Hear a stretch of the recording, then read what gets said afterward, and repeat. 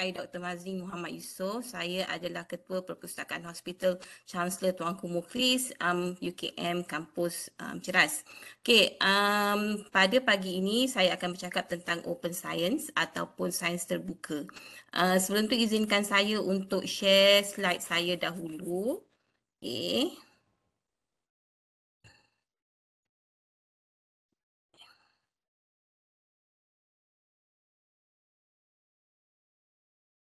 Okey.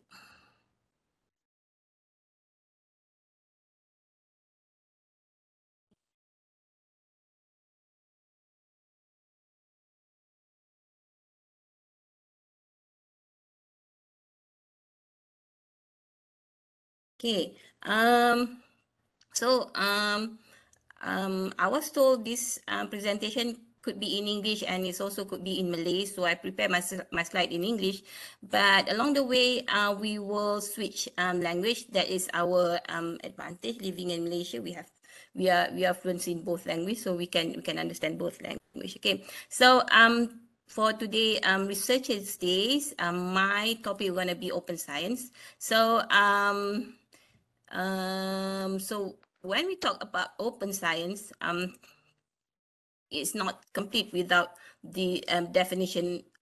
Talking about the definition of open science, but these are the my content list. So this is what I'm going to talk about this morning. So my first topic is going to be what is open science, and it will follow with benefits of open science, components of open science, researcher and open science, Malaysian open science platform, open example of open data in UKM as well as Malaysia, and how can the library help researcher in doing open science. Okay, so so for the first topic is what is open science.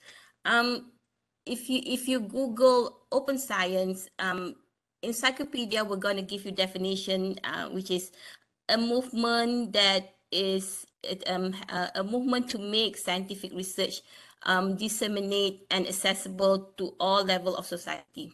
It's supposed to be transparent, accessible, knowledgeable, with collaboration, with the works of collaboration with the works of collaboration between researchers. So itu definisi ringkas daripada Wikipedia lah. Tapi kalau kita tengok definisi daripada Foster Open Science. Foster Open Science ni adalah institusi yang sangat aktif dalam bidang open science di Europe. So kalau definition daripada Foster adalah open science is the practice of science in such a way that others can collaborate. Tak nampak pula sebentar ya. Others can collaborate, contribute where research data, lab notes, and other research process are freely available under terms that enable reuse, redistribution, and reproduction of the research and underlying data and methods. So if we can catch few keywords here, if we can catch a few keywords here, we can see the words collaborate, which means by we can contribute research data. What else can we contribute to open science?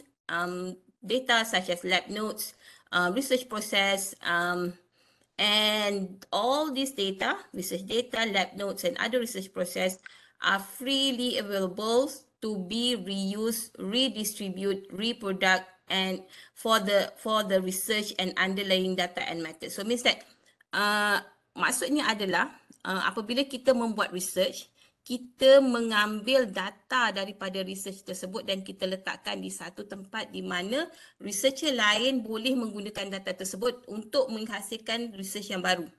Okey, bila kita bercerita tentang data yang kita masukkan dekat dalam research ni, dia bukanlah sahaja data yang telah dipublish di dalam publication. Contohnya kita membuat kajian makmal dan kita ada dapatan kita tu kita dah analyze, kita dah synthesize, kita letak di dalam kita punya artikel. Tetapi apa yang kita bincangkan di sini is more than that. Maksudnya data yang belum dianalyze, data yang belum disynthesize juga kita letakkan di repository data, jadi orang boleh tengok data tersebut yang kita panggil raw data ataupun dataset.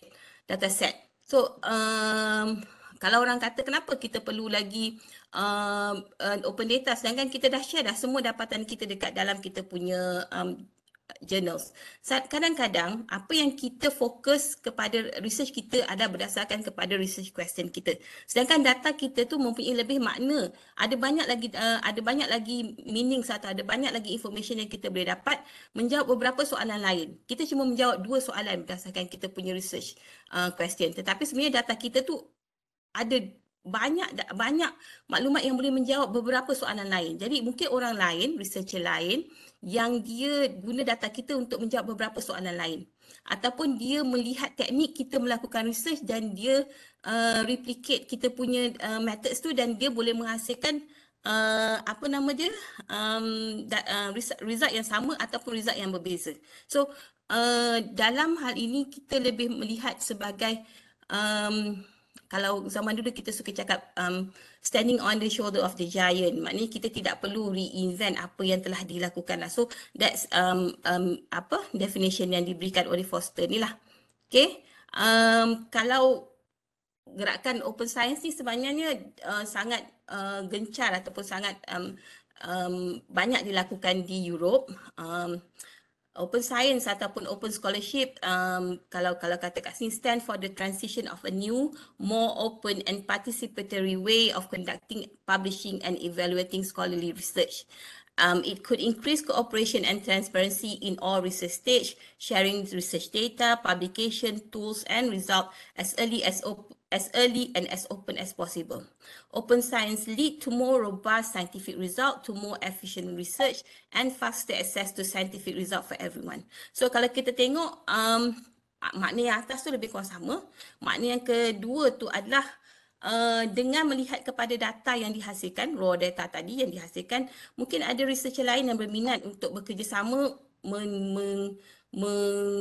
meneruskan research yang kita ada. So it's a tools to enhance collaboration between researcher. Dan yang ketiga adalah more robust scientific result, more efficient research and faster access to scientific result for everyone. More robust means that if you give the data to people to analyze, they could give some suggestion to the data that we collect and that we collect, which bagi kita result yang kita laporkan. So it could be ada hal-hal yang boleh diberi suggestion by other researcher, and dengan memberikan data tersebut kepada researcher yang lain, kita juga boleh disseminate data kita dengan lebih cepat lah. Contohnya semasa COVID, masa kita bayangkan daripada kita start COVID tahun 2020 hingga tahun 2021, banyak data dikeluarkan. Everyday ada data. Kalau kita tengok di TV pun everyday ada data, berapa orang kena, berapa orang tak kena, berapa orang ni, setiap hari akan ada varian baru dan all those data disimpan dan diletak di dalam repository terbuka, dan orang lain boleh guna data tersebut untuk menghasilkan research yang lain pula. So it's a very fast-paced research operation at that time. It's very helping. Okay, so apa dia the benefit or the efficiency of mengamalkan open science ni? Sebenarnya open science ni adalah satu gerakan yang disokong oleh United Nations. Katanya bermula daripada abad ke-17 lah, but I'm not sure about the how it's dekat abad ke-17 tu. Tetapi recently by tahun 2000 ke atas, it become things of doing research in Europe. And pada tahun 2018 ada satu coalition yang dipanggil Coalition S yang telah ada gerakan yang mahu semua penerbitan di journals diberikan percuma kepada pembaca, which is mereka berharap by 2025 most publisher akan memberikan hak membaca kepada semua pembaca and transfer the burdens of publication to the author. Okay, so nanti kita akan bincang lebih lanjut bila kita tengok components of open science. So sekarang ni kita nak tengok the benefit of open science. So one of the benefit is efficiency. It's a great access to scientific outputs and inputs and output, improve the efficiency and productivity of the research system. So macam saya cakap tadi lah, ada input dan output. Bila orang tengok data, orang boleh tahu, oh this is data ni okay, ada data ni yang tak okay. So orang boleh bagi input kepada data tersebut lah. And samping tu ada juga bercerita tentang quality dan integrity, which is open science, open access to scientific outputs, data and other assets that support the research process offer the opportunity to wider evaluation and scrutiny by the scientific community. Like I said, if you deposit your data in a subject-driven repository, orang-orang yang expert dalam bidang tu akan melihat lah, dan dia boleh detect kalau ada kesalahan, kalau ada penipuan data, kalau ada massage data, ini akan dapat dilihat lah. Hasilnya kita akan dapat data research yang lebih quality dan berintegriti. So this is also ada dia punya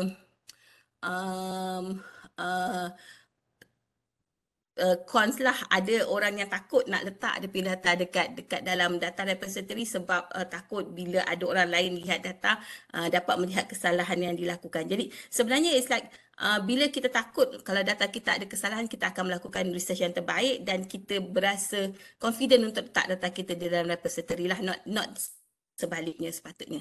Okay, so benefit yang seterusnya adalah academic benefit. Increase the access to research result can foster spillover not only in scientific system but also innovation system. So berharap dengan open science ni apa-apa findings, apa-apa teknik atau apa-apa methods yang digunakan di dalam labs boleh diketahui oleh umum juga, bukan hanya sesama researcher juga. Jadi mungkin ada yang membaca teknik ni dan dia boleh buat innovation kepada benda yang simple, mungkin boleh simplify kepada teknik tersebut dan dia boleh buat invention yang baru.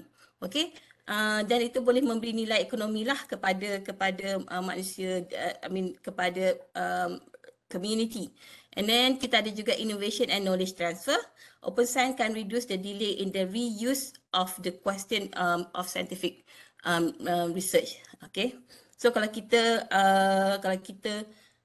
tunggu journal untuk publish macam Puan Syah cerita tadi, it will take 2-3 months ke apa ke, tetapi bila data kita dah letak dekat dalam repository, kita dah letak kita punya preprint version dekat dalam repository, orang akan dapat melihat dengan lebih cepat lah, tidak perlu menunggu jurnal tersebut diterbitkan di dalam jurnal. Okay, public disclosure and engagement. Kat sini kalau UNESCO dia menyokong science should be open for the whole society, so it may promote awareness among citizen. Nanti kita akan tengok ada beberapa projek citizen science yang promote science kepada society lah. And then terakhir kita ada global benefits. Open science can promote collaborative efforts and faster knowledge transfer for a better understanding of challenge that require coordinate international action. Dan dibagi contoh kat sini tentang climate change contohnya. Climate change katalah study yang dibuat di Antartik atau yang dibuat di Denmark ataupun yang dibuat di di Kepulauan Vanuatu, katakan data tersebut boleh digunakan oleh saintis di Malaysia untuk melihat adakah Malaysia mengalami trend yang sama, ataupun boleh dibuat sebagai data perbandingan dalam untuk mengkaji cuaca di Malaysia. So it's help people to menyelesaikan masalah global lah. Itu yang dimaksudkan dengan global benefit. So tapi sebagai researcher, kita jarang berfikir tentang benefit kepada dunia. Mungkin kita belum lagi tahap kepada researcher yang masalah dunia adalah masalah kita. Masalah kita hari-hari adalah macam mana nak menerbitkan jurnal and how to get, mungkin kalau postgrad student macam mana nak lulus. So sebab tu masalah dunia, membaiki dunia, perhaps is kerja orang lain, mungkin kerja politician kalau kita ada kerajaan lah hari ni. Okay, so apa benefit dia kepada researcher? Researcher dengan adanya data di dalam repository, kita akan mendapat visibility lah. Orang akan lihat, oh okay, researcher ni dia menghasilkan data dia sangat baik dan dia tergolong sebagai researcher yang baik. That's a credit to yourself. credit untuk researcher tu. He's a very novice but a very rising researcher. So ataupun kita juga boleh mendapat funding. Funding ni ada banyak cerita lah. Contohnya ada funder-funder yang besar. Dia mensyaratkan bahawa data yang dihasilkan daripada research yang dia bagi dana mestilah disimpan di dalam repository data terbuka. Okey, nanti kita akan tengok ada beberapa contoh. Ada contoh yang saya boleh bagilah. And then yang kita tengok ketiga ada networking. Networking macam yang kita cerita tadilah. Networking tu boleh terjadi kerana orang melihat data kita dan dia nak proceed kita punya research tu dalam bentuk yang lain. Ini bukan benda yang baru kita lakukan. Kita biasa je buat. Contohnya kalau kita buat research tentang kadar kedatangan pelajar di Putrajaya. Satu kajian apa ke menggunakan metod statistik apa ke. So kita tengok data dia. So kita pula buat kita punya kajian kedatangan pelajar di Semenyih menggunakan metod yang sama ataupun kajian kedatangan pelajar kajian truancy ponting pelajar di Putrajaya menggunakan teknik apa. So essentially kita dah buat, cuma kita tidak melihat data yang dikolek secara raw, tapi kita melihat pada data yang telah dianaliskan.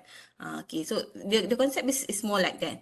And then untuk research team, again visibility macam tadi, boleh dapat funding, contoh yang ceritakan. Cost effectiveness adalah macam tadilah, bila kita cerita tentang data truancy ataupun data ponting, kita dah boleh kata kita dah tahu dah data di Putrajaya ni macam ni. Dia dah gunakan data ni dan kita nak menggunakan data ni sebagai data perbandingan kepada data kita di demografi lain contohnya. So itu adalah contohlah. Okey, kalau untuk organisation kita boleh juga mendapat funding. Kita juga menghasilkan pendidikan yang berkualiti dan juga cost effectiveness. Cost effectiveness ni juga bermaksud kita tidak mengulang research yang dah dilakukan. Kita tidak mengambil data-data yang dah sedia ada. Okey? Okey, itu kebaikan open science kepada researcher lah. Okey. Next, ini adalah komponen open science komponen yang saya katakan tadi. Okey, dalam pada banyak-banyak komponen ni yang kita nampak mungkin sebagai researcher di Malaysia, kita nampak hanya open access. Sebab kita gembira sangat kalau artikel kita tu open access dan kita boleh, katalah kita cari artikel dan kita pergi kat Google Scholar, kita klik keluar. Kita tak tahu pun open access ke apa ke, yang kita tahu kita dapat artikel tersebut. Most probably yang kita dapat itu adalah open access. So open access ini adalah yang mana saya ceritakan tadi, di mana gerakan di mana penerbit biaya penerbitan atau cost of publication telah dipindahkan kepada pengarang. So bila kita berbincang-bincang dengan supervisor atau kita berbincang dengan pensyarah yang senior, dia akan kata, oh, I bayar nak terbit.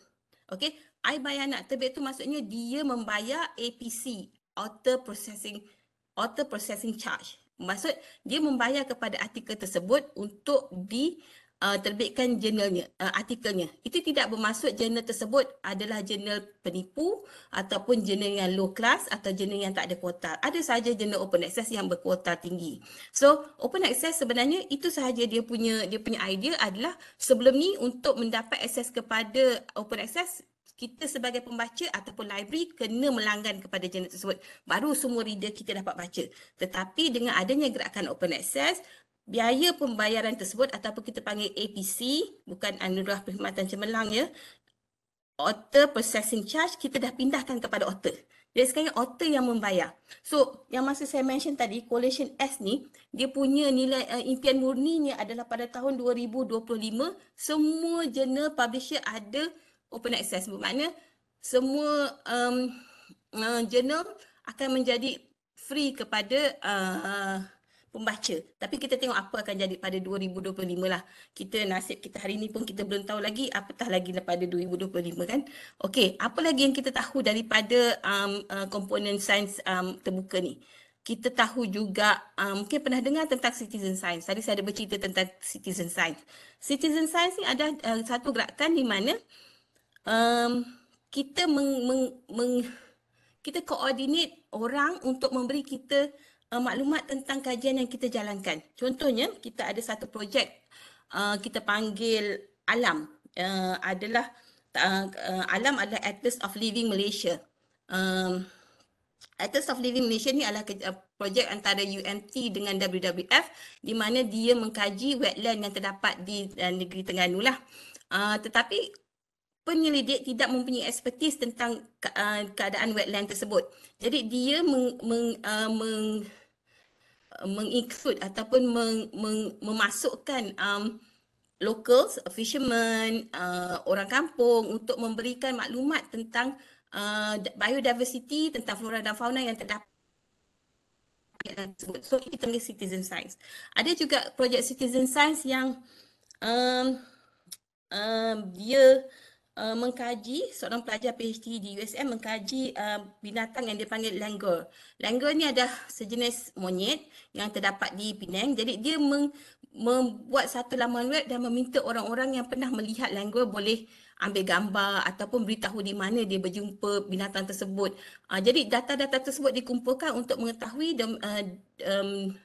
domestic information ataupun apa kita panggil maklumat tentang langur yang terdapat di Penang. So ni semua ada dia punya laman web, kita boleh lihat macam mana dia menjalankan projek tersebut. Okey, saya rasa satu lagi benda yang kita selalu tahu, contohnya open source. Open source ni contohnya macam Mozilla is an open source, ataupun dulu kita selalu dengar tentang Ubuntu. Ubuntu pun satu open source, ataupun kalau dalam bidang library kita ada Koha. Koha pun open source. Open source tu maksudnya coding kepada sistem tersebut diberikan kepada orang ramai. It's up to you macam mana you nak buat, tapi codingnya diberikan. Okay? Kalau sebenarnya kalau kita beli sistem, antara benda yang paling mahal adalah coding. That's why kita kena beli dengan vendor yang akan buat coding, kita cuma end user sahaja. Tapi kalau open source, coding tu diberikan kepada orang dan it's up to orang yang dapat coding tu untuk develop benda tu. So it's another open science lah. Tetapi dalam konteks kita di universiti, antara benda yang penting untuk kita support open science ni adalah open data. This is open data. So apa dia open data ni? Adakah semua data kita mesti share? Apa jadi dengan data yang kita nak publish? Kata kita buat PhD, kita nak publish lagi 2 tahun. Apa akan jadi pada data tersebut? Apa jadi kepada data sensitif yang ada? Contohnya data tentang pilihan raya agak sensitif. Apa akan jadi kepada data tersebut? Adakah kita nak buka aja semua orang boleh guna? Ataupun apa akan jadi kepada data biodiversity yang ada dekat Malaysia? Adakah kita nak bagi je pada semua orang dan orang lain boleh publish tentang negara kita? So kita kena tengok. Okay? Dalam open science dan open data, kita ada mantra yang kita panggil open as possible, close as necessary. So maksudnya kita tidak buka sepenuhnya, tetapi kita cuba sampai to some extent untuk membuka data dan kita akan tutup di mana yang perlu. Okey, kita biasanya gerakan open science ni akan berdasar kepada fair concept lah. Okay, opening up your research does not mean everything has to be open. So fair concept F adalah fine. Fine maksudnya bila kita menyimpan data tersebut boleh didapatkan. Tak semestinya sama ada kita open ataupun kita embargo data tersebut, kita boleh dapatkan dia. Maknanya kita ada metadata yang bagus, jadi siapa-siapa pun boleh mencari data tersebut. Okay, A maksudnya accessible, it can be accessed.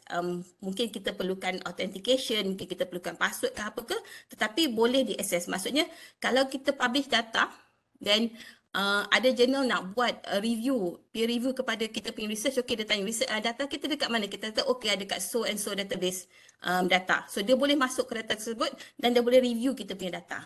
Okay, yang ketiga adalah interoperable. Dia boleh diintegratekan dengan ada data. Okay, dia punya interoperable application to workflow for analysis, storage and processing. Maknanya mungkin dia menggunakan sistem yang boleh digunakan, yang kita share. Okay, jangan dia menggunakan sistem yang orang lain tak boleh nak download data tersebut. Okay, selalu ini terjadi kalau data-data lama.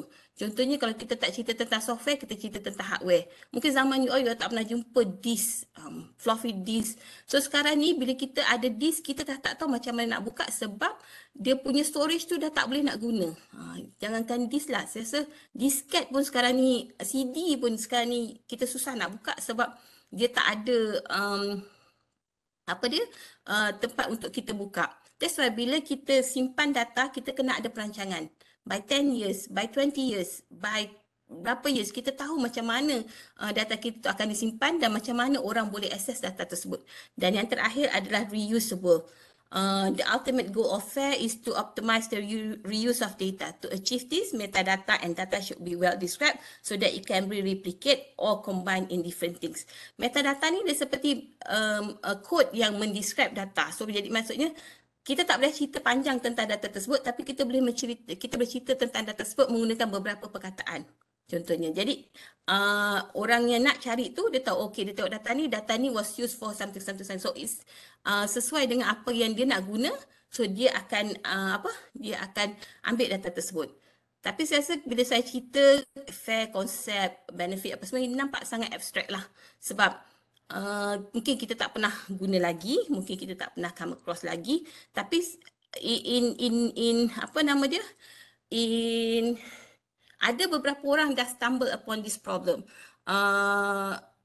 Bila dia nak menerbitkan, katalah dia dapat dana daripada funder tertentu, funder tersebut minta untuk data yang dia guna untuk research tersebut mestilah didepositkan ke data repository di mana-mana. Mungkin selama ni dia buat tapi dia tak tahu pun sebenarnya apa yang dia buat tu dipanggil open data. Apa yang diingat dia lakukan adalah memenuhi kehendak funder. Contohnya kalau kat sini, yang ini macam Bill Gates Foundation, Bill and Melinda Gates Foundation, dia ada specific requirement that sesiapa yang dapat funding daripada dia, data mestilah di-upload di tempat di mana orang boleh akses data tersebut.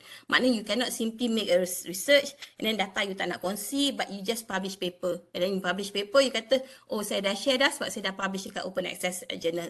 Kalau ada funder yang dia nak data itu pun juga diletakkan di bawah open repository data. Okey, ni contoh adalah funder requirement. Saya rasa ada je ramai orang yang dah ternampak benda ni, tetapi dia tak tahu pun ni sebenarnya adalah sebahagian daripada open science. Dia rasa ini adalah keperluan daripada funder. Kalau kita tengok di US, banyak agensi-agensi kerajaan yang memberi dana, contohnya FDA, NASA, dia dah mewajibkan data repository ni. I won't be surprised in 5 to 10 years time, mungkin kerajaan Malaysia juga akan membuat benda yang sama. So it's good that you know about open data and open science ni early, so that you have the as a researcher, you dah ada sedikit maklumat tentang open science ni. Okay, ada juga orang yang masukkan data dia dekat dalam data repository kerana publisher requirement. Salah satu jurnal yang required orang yang nak hantar data, nak hantar dia ke situ untuk deposit data dia adalah Springer Nature. Springer Nature ni dia one of the requirement dia adalah data mestilah disimpan di data repository tertentu lah. Jadi dia punya reviewer boleh pergi ke data tersebut dan melihat data raw yang ada, bukan data yang kita dah analyse dekat dalam kita punya publication. Okay, ada lagi beberapa jurnal yang require macam tu sebagai untuk menjaga integriti, quality kepada dia punya publication, sebab dia nak publication bukan berdasarkan data yang tipu, bukan daripada pasal data yang diambil daripada orang lain ataupun bukan daripada data yang dimassage. Okay, so mungkin kita pernah stumble juga, this is a publisher requirement. Okay, so ini adalah contoh open data repository yang ada. Kita ada Figshare, Mendeley Data, Dreyard, kita ada juga Zenodo. Selain daripada itu, kita ada banyak lagi open data repository yang kita boleh tengok. Kalau dekat Malaysia, biasa kita ada juga data daripada Jabatan Statistik yang boleh digunakan. Dia memberikan data tentang contohnya data jumlah, saya pun tak pasti, saya tak ingat exactly, but the types of data is contohnya macam jumlah pelajar sekolah di Malaysia ataupun jumlah apa jumlah, kalau kita sekarang ni masih lagi semangat PRU kan, jumlah yang keluar mengundi, mengikut kaum, mengikut apa. That's memang the data yang ada dekat dosen punya punya ni dia panggil Open Data Malaysia. Itu pun boleh tengok juga.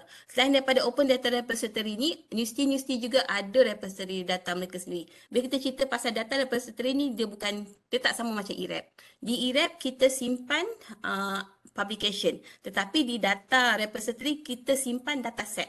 Okey? Okey. Kalau sampai tahap ni masih ada lagi orang faham data repository ni sama macam eRep, saya rasa the past 30 minit saya cakap ni adalah satu yang agak sia-sia lah. Okey. So macam mana rupa data dekat dalam macam mana rupa data dekat dalam this data repository. So tapi sebelum tu kita nak cerita juga, setelah benda ni rancak dibualkan di Europe pada tahun 2019, ujung 2019, akhirnya Open Science ni datang ke Malaysia. Okey. Bila dia datang ke Malaysia, saintis Malaysia under Akademi Sains Malaysia telah mengadakan perbincangan. Mereka sangat risau bahawa kebanyakan data kita, contohnya data diversity hutan kita, data lautan kita sebenarnya terpaksa disimpan di repository lain. Contohnya kita terpaksa simpan data kita dekat Figshare. Macam contoh tadi kan kita simpan data kita kat Zenodo, kita simpan data kita kat Mendeley Data tanpa kita ada kawalan kepada data tersebut. Sedangkan kita tahu kita punya sumber alam ataupun kita punya kita punya biodiversity ni adalah benda yang sangat mahal dan kita kena jaga. Okey. Di bawah Akademi Sains Negara, mereka telah menubuhkan apa yang kita namakan sebagai Malaysian Open Science Platform ataupun Akademi Sains Malaysia. So this is dia punya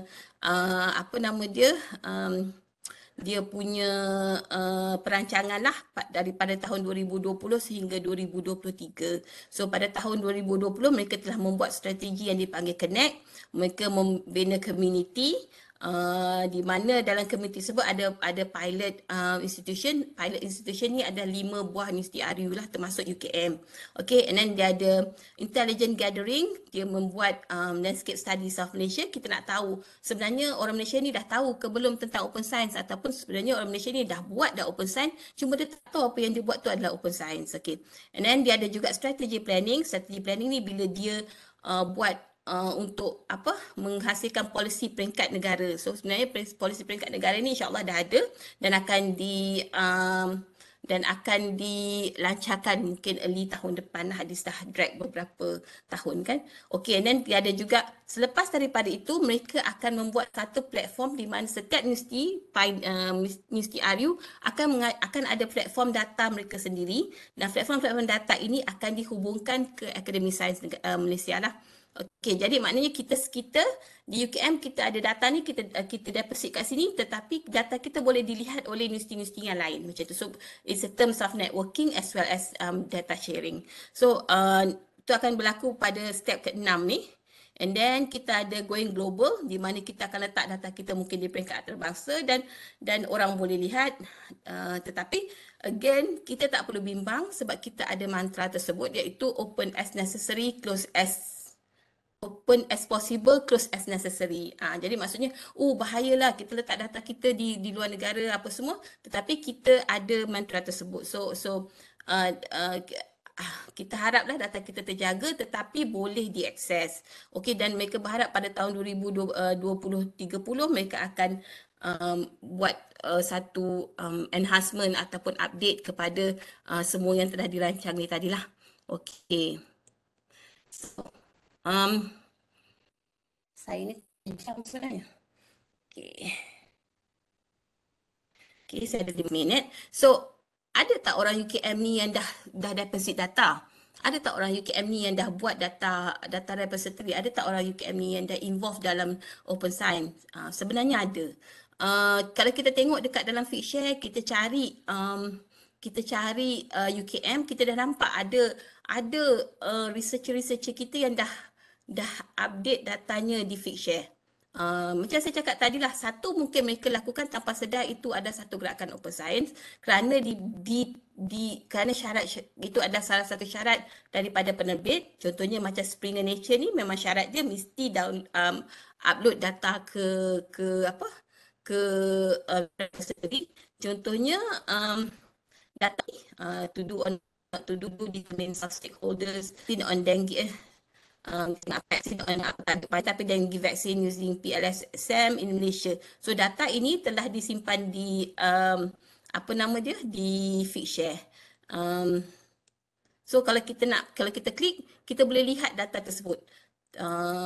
Tetapi orang akan kata, oh biasalah itu science streams ataupun STEM. Memang mereka ada banyak data, mereka ada lab data, mereka ada data mereka banyak, data-data macam tu. Apa ada kena-mengena dengan kita, orang social science? Kita tak ada data macam mereka. In fact, ada yang kata kita punya research tu bukannya research, kita adalah I don't know what we call. Ada yang berkata macam tu. Okay, sebenarnya kalau kita tengok dekat Zenodo, saya check juga dekat Zenodo, kita ada juga data UKM yang di dalam Zenodo. Tetapi data ini adalah Twitter data on some rumors during 2014 flood tragedy in Malaysia. So apa yang disimpan di dalam data ni, kalau tuan-tuan ada masa boleh cari dekat dalam Zenodo. Zenodo ni kita boleh masuk dan tengok aja. Apa yang disimpan di dalam data ini adalah Twitter-Twitter yang dah disaring, Twitter-Twitter yang katalah diambil Twitter dengan trendingnya banjir besar di Malaysia. Macam contohnya Disember tu Januari, bantuan disekat. Dia just ambil perkataan bantuan disekat dan mereka keluarkan semua Twitter yang berkenaan data disekat dan mereka keluarkan data tersebut. So kalau kita klik dekat perkataan bantuan disekat tu, kita akan nampak Twitter-Twitter yang berkaitan tentang bantuan disekat. Contohnya, saya pernah baca dia kata, oi korang, apa nama dia, kerajaan tak hantar bantuan, apa nama dia, contohnya angka kentang hantar bantuan, kerajaan tak hantar. So Twitter yang macam tu tadi contohnya, bukan sebenar lah, sebab apa nama dia, tu yang saya terfikir. So ada juga yang kata, okey, Twitter tu mengatakan rumah kita ni banjir besar sebab empangan di Tai telah dibuka. Jadi ada banyak Twitter tu, ada macam-macam. So itu yang dikaji oleh pengkaji ni lah. So ada juga yang kata ada orang dekat Gucil lemas. Kita mungkin dia nak tengok Twitter itu adakah maklumat itu betul ataupun maklumat itu cuma disampaikan tanpa mengetahui kebenarannya lah. Yang kalau kita tengok kat sini adalah Twitter ni berkenaan tentang jambatan di mana urai runtuh. Sebenarnya benda tu tak berlaku pun, tetapi trending Twitter tu. So ini adalah bentuk kajian yang dilakukan dan kajian ini diterbitkan di dalam the 4th International Conference of Mathematical Science oleh penyelidik UKM lah. So kalau kita nak tahu, kalau kita tengok daripada sini, kalau kita baca mungkin artikel ni, kita tak akan nampak sebenarnya data-data yang digunakan. Kita akan cuma nampak, okey, bagi tema bantuan disekat, mathematically kita kata okey ni macam, tapi kita tak tahu sebenarnya kalau kita pula yang baca data tersebut, kita boleh nampak sudut lain. Okey, that's why saya kata dengan adanya data terbuka ni, kita boleh tengok data yang digunakan, kita boleh fikir benefit lain yang kita boleh gunakan ataupun soalan-soalan lain yang boleh dijawab oleh data tersebut. Dan yang ketiga yang saya nak tunjuk kat sini adalah bukan hanya orang daripada sains sahaja yang boleh menerbitkan menyimpan data di Zenodo ataupun di Figshare. Orang daripada social science juga ada data yang patut disimpan di sini untuk memberikan penyelidikan kita tu lebih integriti dan berkualiti. Okey. So kalau kita tengok kat sini dah ada 66 orang views, dah ada 27 orang download dah data tersebut. Okay, so next. Bila saya cerita tadi tentang data COVID, ini adalah perlunya kenapa data ini disimpan di repository data, kerana dia akan jadi data yang sangat cepat dilihat oleh orang. Contohnya artikel ni diletak kat sini pada tahun 2020, dia telah di view sebanyak 1,700 kali data tersebut dan telah di-download sebanyak 907 kali lah data tersebut. Ini bukan artikelnya, tapi ini adalah datanya telah dilihat. Okay? Okay. So, next. Yang ini kita nampak di Zenodo, di Figshare.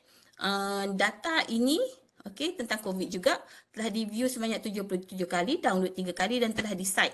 Okey, tadi Puan Syah cerita pasal citation yang menyebabkan ada kuota, menyebabkan ada impact factor. Sekarang ni kita bercerita tentang data citation. Okey. Kalau kita lihat juga bagi data ni dia ada Altmetric sebanyak 8. Altmetric ni apa? Altmetric ni biasanya adalah data citation yang bukan dalam bentuk contohnya WAS ataupun Scopus. Dia adalah bentuk mungkin kepada apa nama dia?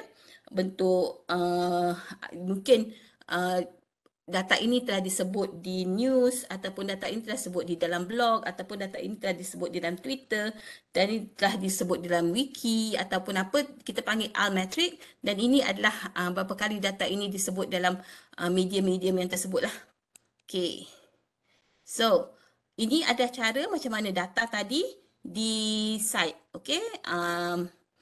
Dan citation ini bila kita gunakan data dia akan kita boleh letakkannya di kita punya apa reference dekat belakang tu. So, okay. So, apa akan jadi? Okay. Dia sekarang sudah mula mengira data citation index, key features. So, dia dah mula mengira data citation index. So, saya tak heran kalau mungkin dalam masa 5 tahun akan datang, data citation akan menjadi satu mungkin indicator of quality kepada sesuatu penerbitan. Okey, kita pun tak tahu. Okey, tapi ada kemungkinan. Okey. Okey. Next. So how can the library help? Okay, ni dah hujung-hujung dah rasanya. So apa yang library boleh tolong? So setakat ni, apa yang library buat adalah kita create awareness. Seperti kelas kita ataupun taklimat ataupun talks pada pagi ini adalah untuk memberikan awareness kepada pelanggan on what is open science. Macam mana sebenarnya you boleh terlibat dalam open science walaupun sebenarnya tak ingin terlibat tetapi terlibat.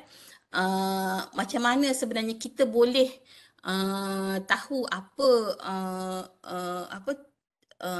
unsur-unsur ataupun komponen-komponen yang boleh kita libatkan diri kita tentang open science. So sebenarnya agak sulit untuk memperkenalkan open science, macamlah sulitnya kita untuk memperkenalkan Scopus dan WAS pada tahun 2006 dan 2007.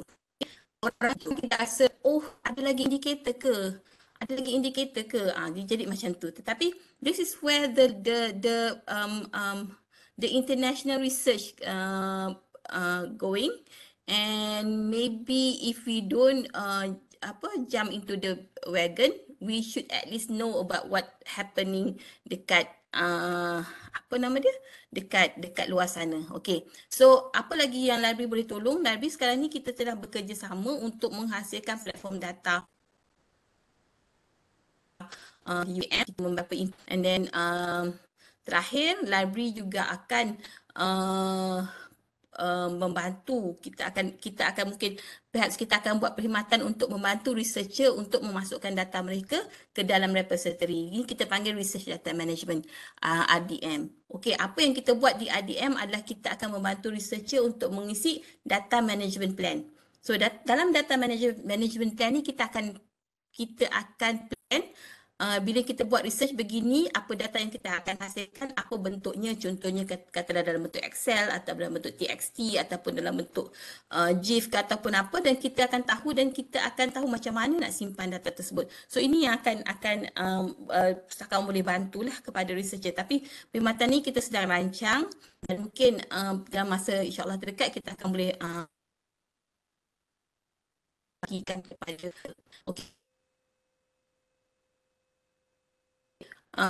stumble the requirement funders ataupun requirement of journals untuk publishkan jurnal mesti letak apa data dekat dalam repository dan tak tahu apa nak buat, boleh saja hubungi kami di library dan pihak kami akan cuba membantulah. Okey.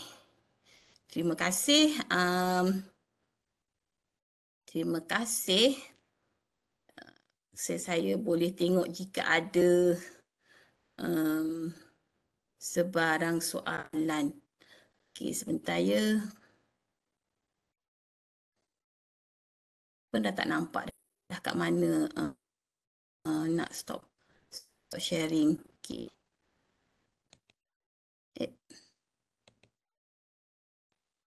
Stop sharing.